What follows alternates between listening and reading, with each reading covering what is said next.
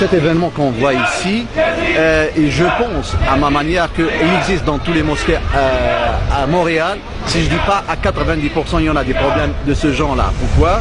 Parce que primo, il y avait des gens qui ont utilisé les mosquées des musulmans en tant que business, en tant que fonds de commerce, dans le sens qu'ils ont oublié que c'était pour la foi. Ils ont profité de la foi des musulmans dans le sens pour en profiter et pour en tirer profit pour leurs besoins et pour leur intérêt. C'est comme ça devient, c'est Al-Masjid, ça c'est le Masjid de Al-Jaziri, l'autre c'est le Masjid de Monsieur Yacoub, l'autre le Masjid de Flan et ainsi de suite. C'est comme ils réclament, c'est comme c'est un bien qu'ils l'ont hérité de leurs parents, de leur famille. Je pose la question actuellement à toutes les mosquées, à tous les musulmans qui sont vraiment fidèles à leur foi, de protéger nos mosquées. On veut pas le retour de Jaziri, on veut pas le retour de Jaziri. Il y a eu une sorte de mainmise, une sorte de contrôle total de la part de M. Saïd Jaziri que tout le monde connaît et qui a soulevé beaucoup de controverses lorsqu'il était ici.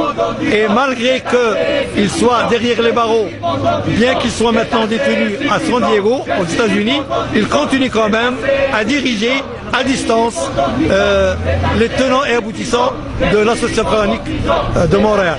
Ces membres-là ou bien ces personnes-là n'écoutent personne. Ils essaient toujours de diriger par eux-mêmes les biens de l'association ainsi que les locaux.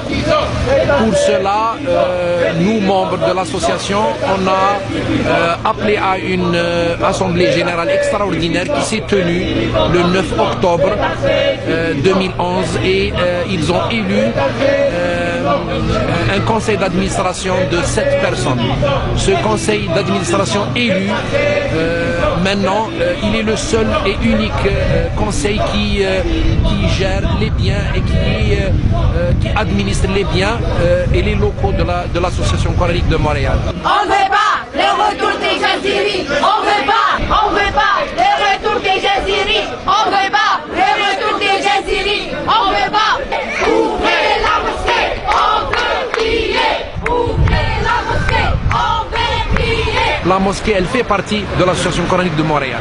Nous, on veut la transparence, on veut un échange culturel entre nous, on veut beaucoup plus la clarté. Et ce conseil d'administration, vraiment, il est extraordinaire. Il est prêt à prendre en main la gestion et la destinée et l'administration de cette association. Nous avons une stratégie bien définie et la meilleure stratégie, c'est celle de faire les choses comme elles doivent être faites. Nous sommes, n'oublions pas, dans un pays démocratique qui croit beaucoup à la loi et qui croit au droit, et donc nous, on a suivi le chemin légal pour pouvoir arracher et avoir nos droits. C'est assez suffisant, Jaziri pendant 10 ans, c'est assez suffisant. Ça, c'est grave, parce que nous taisons, toi et moi et tout le monde se taise, parce qu'il faut pas, on médiatise, il faut pas qu'on parle, il faut qu'on parle, il faut que tout le monde sache qu'il y a des musulmans qui sont. Maintenant, je vais en parler en tant que musulman canadien, et je réclame de cette tribune-là que le Canada me protège à ces gens-là, parce qu'on voulait pas médiatiser ces trucs-là, mais maintenant, il y en a tard. C'est assez, parce qu'un gars qui est Al Jaziri ou un autre qui a derrière les frontières, il gère ici. L'autre, il est derrière, qui fait ses business en Tunisie, en Turquie, en n'importe quel pays, mais il gère ici. C'est quoi ça? Il faut qu'on arrête cette image. Parce que le message de l'Illah, c'est pas. S'ils veulent gérer les messages, il faut qu'à débourser de leur poche. Ils ne demandent pas les vendredis les gens de contribuer. C'est ce que je demande à tout le monde. Et je remercie MTL pour sa présence et je suis tellement fier de vous quand même. Merci quand même.